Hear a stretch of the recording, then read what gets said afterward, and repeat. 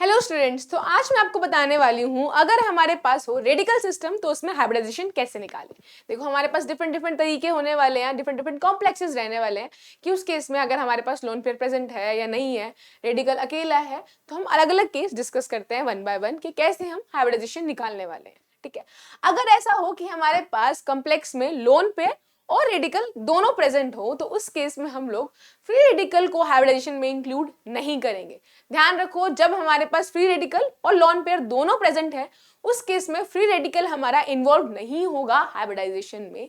तो उस केस में हमारे पास सिर्फ हम क्या करेंगे, दो हमारे पास बॉन्ड पेयर है और एक लोन पेयर, तो हमारे पास तीन हो जाएगा। तो तीन के लिए हमारी sp2 हाइब्रिडाइजेशन हो जाएगी। कब? अगर हमारे पास लोन पेयर और रेडिकल दोनों हैं तो radical will not be include in the hybridization. Next case है, अगर हमारे पास सिर्फ फ्री रेडिकल हो, कोई लोन पेयर ना हो, सिर्फ बॉन्ड पेयर और रेडिकल हो, तो उस केस में हमारे पास दो चीज आ जाती है, या तो हमारे पास सब्स्टिट्यूएंट इलेक्ट्रोनेगेटिव होगा ज्यादा या नहीं होगा। अगर हमारा सब्स्टिट्यूएंट मोर इलेक्ट्रोनेगेटिव हो उस केस में हमारा जो रेडिकल है वो हाइब्रिडाइजेशन में इंक्लूड होने वाला है। अगर हमारा रेडिकल मोर इलेक्ट्रोनेगेटिव है तो क्या होगा, हाइब्रिडाइजेशन में इंक्लूड होगा। तो अब हमारे पास क्या, तीन बॉन्ड पेयर और एक हमारे पास फ्री रेडिकल है, तो चार हो गए। चार के लिए क्या रहता है हमारे sp3 हाइब्रिडाइजेशन।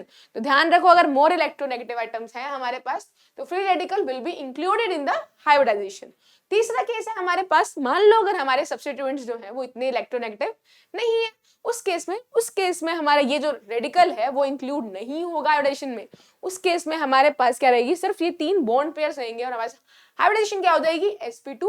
और हम ऐसे ना लिखकर इसको एक ट्रायंगुलर प्लेनर शेप दे देंगे, क्योंकि sp2 की तो वजह होती है ना ट्रायंगुलर प्लेनर शेप। तो वो शेप हमारे पास रहेगी अगर हमारा एटम जो है दैट इज लेस इलेक्ट्रोनेगेटिव। ये तीनों केसेस आपको ध्यान रखने हैं कि कब हमारे पास free radical will be included in the hybridization और कब हमें उसको इग्नोर करना है। Okay, bye bye.